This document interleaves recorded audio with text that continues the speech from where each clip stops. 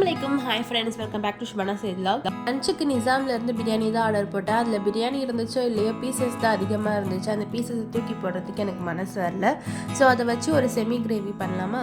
இருந்து எலும்பெல்லாம் எடுத்துட்டு அதை பீஸாக கட் பண்ணிவிட்டு ஒரு கடாயில் எண்ணெய் ஊற்றி மிளகாத்தூள், அப்புறம் குழம்பு மசாலா, கொஞ்சோண்டு உப்பு, கருவேப்பிலை போட்டு ஒரு ட்ரை ரோஸ்ட் பண்ணி எடுத்து வச்சுக்கோங்க. ஏனமே ட்ரை ரோஸ்ட் பண்ணிவிட்டேன். நைட்டுக்கு தான் தொக்கு ரெடி பண்ணியிருந்தேன். சிக்கனை வேறு ஒரு பாத்திரத்தில் எடுத்து வச்சுட்டு அதே கடாயில் எண்ணெய் ஊற்றிட்டு பொடியாக நறுக்கின வெங்காயம், தக்காளி, இஞ்சி, பூண்டு இது மூணுத்தையும் சேர்த்து நல்லா வதக்கி எடுத்துக்கலாம். இதை நம்ம ஒரு மசாலா அரைச்சி எடுத்துக்கணும். அந்த மசாலா தான் இதுக்கு எக்ஸ்ட்ரா டேஸ்ட் கொடுக்கும்.